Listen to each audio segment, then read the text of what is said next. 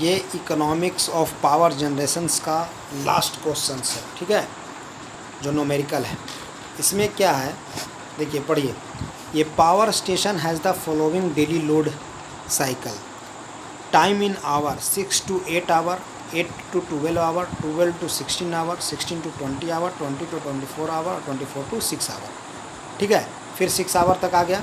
उसी तरह load in megawatt में क्या है, 20, 40, 60, 20, 50, 20। अब पूछा क्या है, plot the load curve and load duration curve. देखिए load curve and load duration curve, ये दोनों में डिफरेंस है, ठीक है। तो पूछा लोड कर्व और load duration curve. Also calculate the energy generated per day, और एनर्जी जनरेटेड पर डे भी हम लोग को निकालना, मतलब यूनिट निकालना। अब देखिए कैसे बनाते हैं, ये दोनों फिगर देखिए।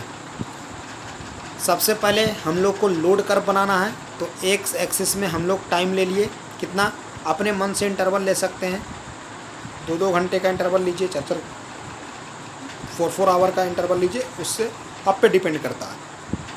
तो हम लिए 0 to 4, 4 to 8, 8 to 12, 12 to 16, 16 to 20, 20 to 24 ले लिए। अब हम लोग बना रहे हैं, ये लोड कर्व बना रहे हैं, लोड कर्व।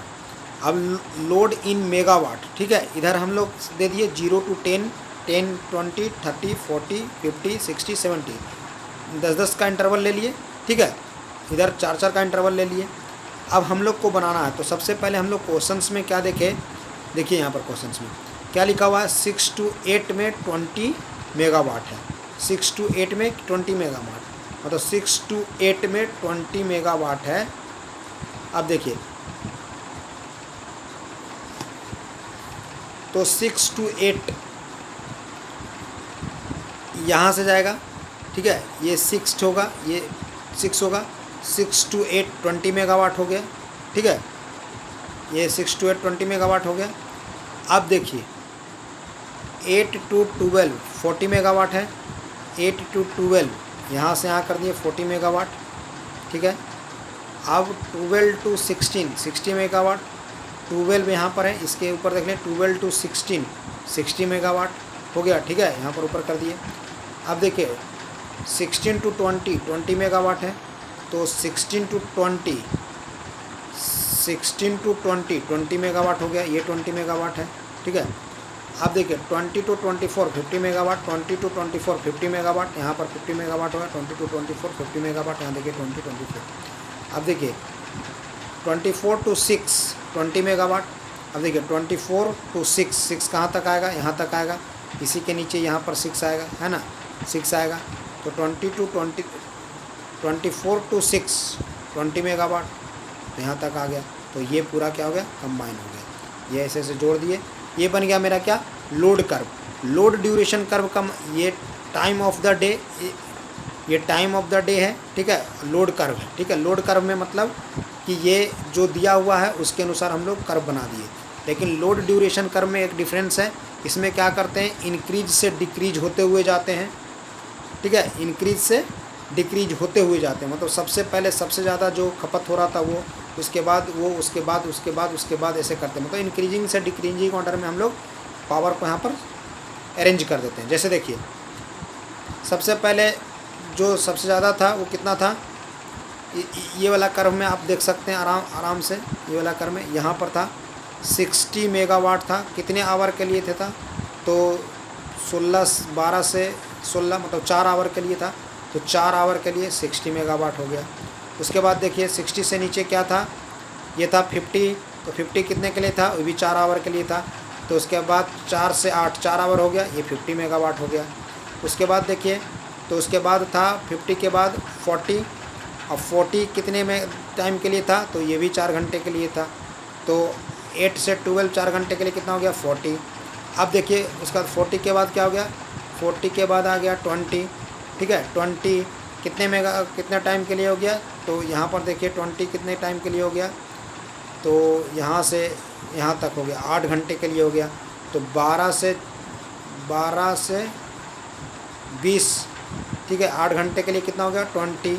और उसके बाद एक और 20 है, 16 से 20, ये कितने दिन के लिए हो गया, 4 घंटे के लिए हो गया। तो ये भी 20 और 4 24 तक के कितना हो गया, 20 मेगावाट।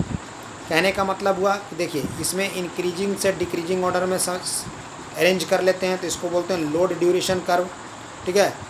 और जो जनरली जो दिया हुआ है डेटा उससे अनुसार अगर हम लोग बना देते हैं बार चार्ट तो उसको बोलते हैं लोड कर्व, ठीक है। और इंक्रीजिंग से डिक्रीजिंग में अरेंज कर देते हैं तो लोड ड्यूरेशन कर्व कहते हैं। अब इसमें पूछा था एक और क्वेश्चन कि calculate the energy generated per day, calculate the energy generated per day. अब देखिए यूनिट जनरेटेड पर डे, ठीक है, या एनर्जी एक यूनिट वही energy kilowatt hour, 1 kilowatt hour equal to 1 unit होता है। तो इसको निकालने के लिए हम लोग एरिया निकालते हैं, तो area in kilowatt hour under the daily load curve, daily load curve में एरिया निकाल लेते हैं। अब देखिए जो दिया हुआ था पावर वो क्या दिया था मेगावाट में, तो 1 मेगा इक्वल टू 10⁻6 हो गया। अब हम लोग एरिया निकालते हैं, तो देखिए इसके लिए निकालते हैं जो लोड ड्यूरेशन कर्व है 12 से 24 तक के कितने आवर हो गया, ठीक है, 12 से 24 तक के कितने आवर हो गया, तो 12 दूनी 24, 12 आवर। 12 आवर के लिए देखिए ऐसे भी निकाल सकते हैं 20 × 8, कहने का मतलब कि यहाँ पर कितना है लोड कर्व से भी निकाल सकते हैं। ये क्या बन गया, रेक्टेंगुलर बन गया, ठीक है। ये कितना आवर हो गया, 8 आवर हो गया। इधर कितना मेगावाट हो गया, 20 मेगावाट। तो 20 × 8 उसका एरिया निकल गया, मेगावाट है इसलिए 10⁻6 बाहर रख लिए। फिर उसके बाद देखें 8 से 12 4 घंटे का है 40 मेगावाट, तो 40 × 4 इसका भी एरिया निकाल लिए, ठीक है। 60 × 4 उसके बाद 60 × 4 उसका 20 × 4 ये 20 × 4 और उसका 15 × 4 ये वाला आ गया 15 × 4। मतलब सबको रेक्टेंगल बना लिए, इस तरह से रेक्टेंगल बना लिए और उसका एरिया निकाल लिए। और जो एरिया निकल गया वही उसका क्या हो गया, यूनिट जनरेटेड हो गया, ठीक है। तो यही हो गया। टोटल को अगर आप कैलकुलेट करेंगे कैलकुलेटर से कैलकुलेट कर लीजिएगा तो 840 आएगा, 840 × 10⁻6 ये है वाट आवर आया, ठीक है, वाट आवर आया। अब इसको हम लोग किलोवाट आवर में कन्वर्ट करते हैं, तो 10⁻3 था उसको के लिख सकते हैं। तो यहाँ पर 10⁻3 को अगर के लिख दिए तो 10⁻3 एक रह गया, तो 840 × 10⁻3 किलोवाट आवर। कहने का मतलब हो गया 840 × 10⁻3 यूनिट्स, और यही यूनिट्स क्या कहलाता है, किलोवाट आवर क्या है, एनर्जी है, ठीक है। तो यही यूनिट्स निकल गया, ये इसका आंसर हो गया। तो ये इस तरह का क्वेश्चंस आता है एग्ज़ाम में, इसलिए इसको ध्यान से पढ़िएगा, बहुत इजी ही है। लोड कर्व और लोड ड्यूरेशन कर्व दोनों में बस एक ही डिफरेंस है कि लोड कर्व जिस तरह से डाटा दिया हुआ उस तरह से बना लेते हैं, लेकिन लोड ड्यूरेशन कर्व को बनाने के लिए हम लोग अरेंज करते हैं, ठीक है, अरेंज करते हैं डिक्रीजिंग ऑर्डर में, मतलब पहले इंक्रीजिंग टू डिक्रीजिंग ऑर्डर में हम लोग इसको अरेंज कर देते हैं, वो बन जाता है लोड ड्यूरेशन कर्व, ठीक है। ओके, ये कंप्लीट हो गया।